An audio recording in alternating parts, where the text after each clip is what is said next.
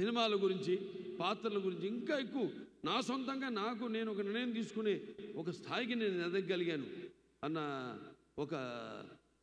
అది ఒక దృఢ సంకల్పం, ఒక విశ్వాసం, నమ్మకం నా మీద నాకు కలిగింది. ఇప్పుడు ఇవాళ ఒక అఖండ సినిమా అయితేనేమి, లేకపోతే ఒక వీరసింహారెడ్డి అయితేనేమి, ఒక నేలకొండ భగవంత్ కేసరి అయితేనేమి, ఇవన్నీ కూడా 3 సినిమాలు.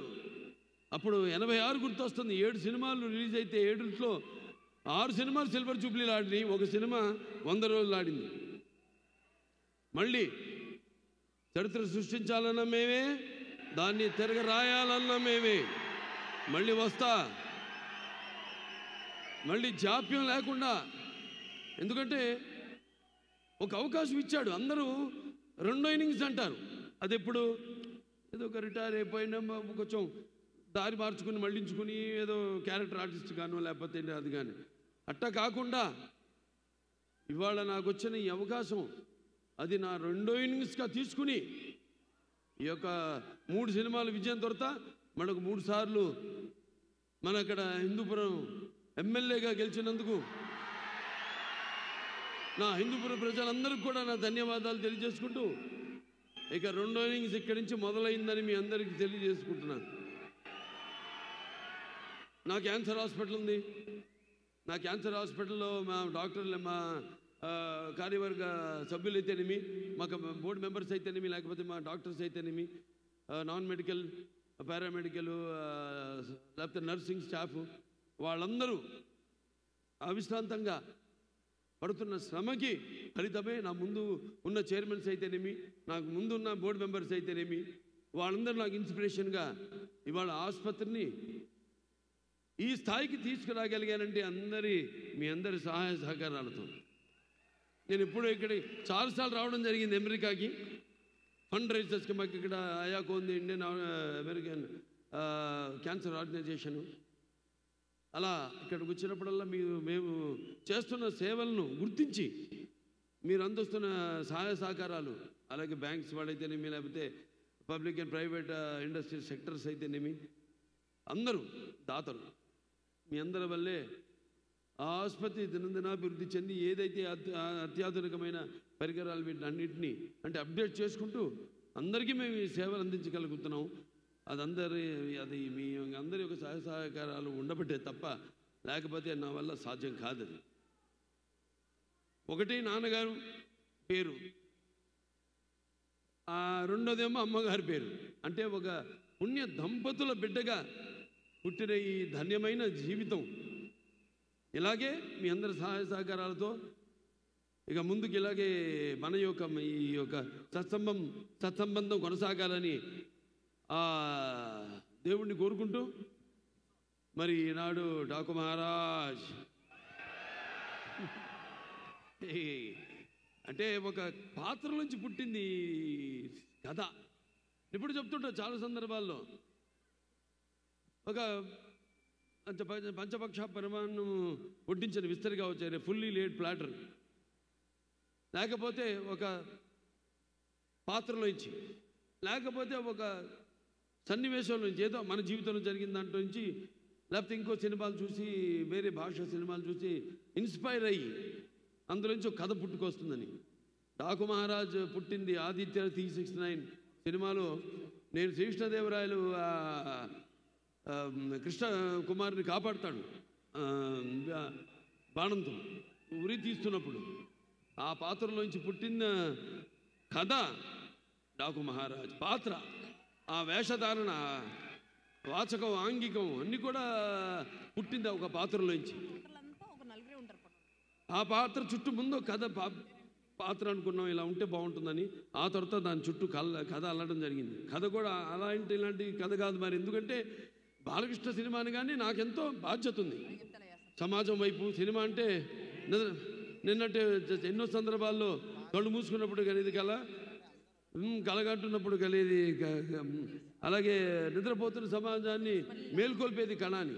అలాంటి నా ఒక ఎన్టీ రామారావు అబ్బాయిగా, అలాగే ఒక ప్రజాప్రతినిధిగా నా భుజస్కంధాలపై ఎంతో బాధ్యత ఉంది. మంచి సినిమాలు ఇవ్వాలి, ఒక మంచి సందేశంతో సినిమా ఇవ్వాలి. ఈ సినిమాలో కూడా సందేశం ఉంది, చాలా మంచి సందేశం. రేపు చూస్తారు మీరే 12 విడుదల కాబోతుంది. సో ఇలా చేసుకుంటూ ఒక్కొక్క పాత్రని ఎలా ఉంటే బాగుంటుంది ఏంటనేది ఇది ఒక సమిష్టి కృషిగా భావిస్తాను నేను. ఇప్పుడు ఏ సినిమా అయినా సరే ఏ ఒక్కడి వల్ల కాదు సినిమా. సో అలాగే నిర్మాత నాగవంశీ గారికి నా మీద, బాబీ డైరెక్టర్ గారి మీద ఉన్న నమ్మకం, మీ ఇద్దరం కూర్చుని మరి అంతా డిస్కస్ చేసి సబ్జెక్ట్ ఎలా ఉంటే బాగుంటుంది అని ఒక డిజైన్ చేసుకుని సబ్జెక్ట్ని చేసిన సినిమాని రేపు రాబోతున్న మన డాకు మహారాజ్. డాకు మహారాజ్ టైటిలే చాలా, ప్రతి టైటిల్ నాకు ఒక ఛాలెంజ్. సరే ఏం చేద్దాం, టైటిల్ ముందు అనౌన్స్ చేద్దామా అంటే వద్దన్నా, నేనే హ్యాపీ వద్దండి, అది సినిమా టీజర్తో పాటు మనం రిలీజ్ చేద్దాం, అప్పుడే ఆ టైటిల్కి ఫుల్ జస్టిఫికేషన్ చేసిన వాళ్ళు అవుతాం. ముందు జనానికి ఎక్కాలి, టైటిల్ ఎక్కాలంటే అభిమానులు ఉన్నారు, వాడే నా ప్రచారకర్తలు. ఏ సినిమా నేను నా ప్రతి అడుగు, ఎందుకంటే నాదొక ఓపెన్ బుక్ అని అందరికి తెలిసిందే, దాపరికాలు లేవు, ప్రతిదీ తెలుసు. కాబట్టి ముందు మరి భావసరాణి జన్మాంతర సౌహృదాన్ని అంటారు. పోయిన జన్మలో ఒకరిద్దరితో మనకు తెలిసిన వాళ్ళు ఉంటే ఈ జన్మలో ఏదో కొంత వాళ్ళిద్దరు ఒక 5-6 ఒకళ్ళు పొందొచ్చు. కానీ ఇన్ని లక్షల కోట్ల వేల లక్షల కోట్ల మంది అభిమానులు పొందడం అంటే అది మరి ఏ పూర్వజన్మ సుకృతమో లేకపోతే ఏ జన్మల అనుబంధమో, ఏ విడదీయలేని అనుబంధమో కదా అని నాకు అనిపిస్తూ ఉంటుంది.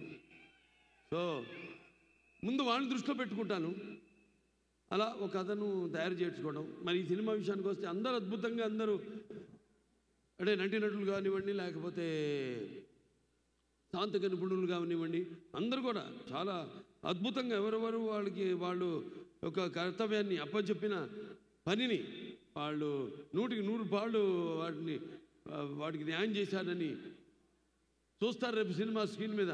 డిఫరెంట్ జానర్ అంటే మన తెలుగువాడు ఏంటనేది కూడా ఈ సినిమాలో ద్వారా తెలియజేయడం జరిగింది. సో అలా చాలా మంచి నిర్మాత మా నాగవంశీ గారు. నా అభిమానుడుగా ఫ్యాన్ కూడా ఇక్కడే డలాస్ వచ్చిపోతుంటాడు ఆయన ఎక్కువగా.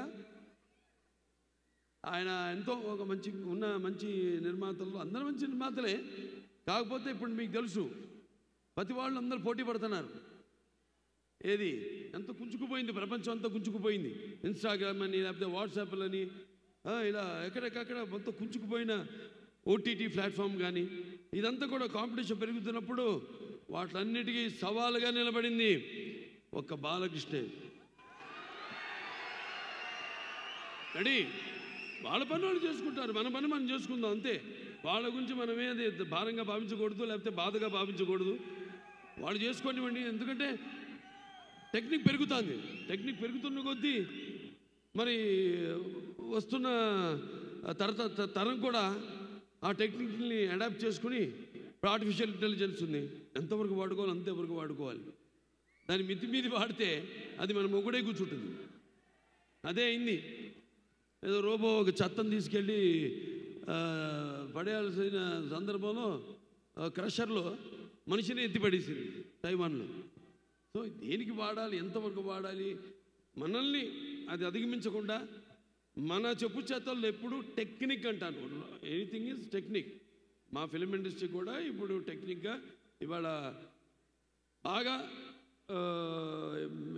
ఎదిగింది ఇండస్ట్రీ. ఇవాళ పాన్ ఇండియా, ఇవాళ మనం అందరికీ పోటీ ఎక్కడ లేదు అసలు తెలుగు సినిమాలకి.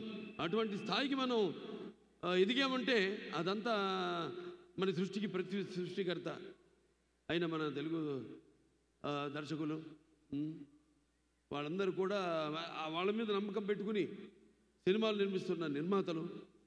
నేను చేశాను ఆదిత్య తీసిన నానాడే మొదటి ప్రయత్నం అది.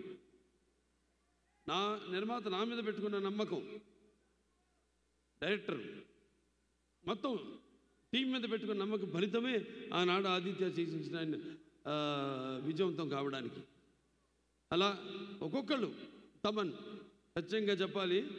ఎందుకంటే సప్త సాగర సంకర్షణ జ్వలిత శబ్దోద్భవ మాధురి శబ్దస్వరాలైన సరిగమ పదనిస సంగీత సాహిత్య మధురమైన గీతాలు వినడానికి భాషా భేదం కానీ ఆడ మగ తేడా కానీ లేకపోతే దానికి దారిద్రాది పట్టుపిడుపులు కానీ పండిత పామరాది హెచ్చుతగ్గులు కానీ ఉండమన్నది. అలాగే అభిమానులు దురభిమానులు అనే అడ్డు గోడ ఉండదని నా నమ్మకం. మరి ఈరోజు అద్భుతంగా అఖండ తెలుస్తుంది మనకి. ఇక్కడ అమెరికాలోనే మొదలైంది చరిత్ర. ఏది థియేటర్లో సబ్బూపర్లు బ్లాస్ట్ అయ్యి. కానీ నేను ఒకటే మీకు చెప్పుకుంటున్నా, ఒకటేంటంటే మనం ఎక్కడున్నాం, ఏ దేశంలో ఉన్నాం అన్నది కొంచెం మనం గమనించి అప్రమత్తంగా ఉండి వీళ్ళకి నేను చెప్పి అన్నట్టు మనం కూడా మన సహాయ సహకారాలు అందించాల్సిన అవసరం ఉంది. ఇక్కడ ఓకే, మనకి అక్కడ అలవాటు ఈ కాగితాలు, రంగు కాగితాలు ఎగరేయడాలు, అవన్నీ వాడికి ఫైరు, ఇవన్నీ వాడికి న్యూసెన్స్ ఉంటాయి ఇక్కడ. అవన్నీ వాళ్ళు చెప్పినట్టుగా మనం అంటే అల్లరి చేయకుండా ఓకే అల్లరి చేయండి కానీ ఆగమం చేయొద్దు. అది నేను చెప్పేది. ఎలాగో మీ కొన్ని ఏదైతే వాళ్ళు వద్దంటున్నారో మనం గౌరవిస్తే మనమేంటో మనం చాటుకున్న వాళ్ళం అవుతాం. అది నేను చెప్పేది. ఎస్పెషలీ అది జరిగేది నా ఒక్కడికే.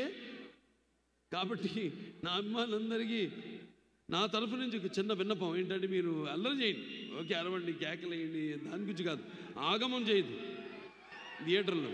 ఎందుకంటే అది లేనిపోని మన దీన్నే ప్రతిబింబిస్తుంది. ఎందుకంటే ఇక్కడ కొన్ని రూల్స్ ఉంటాయి, ప్రోటోకాల్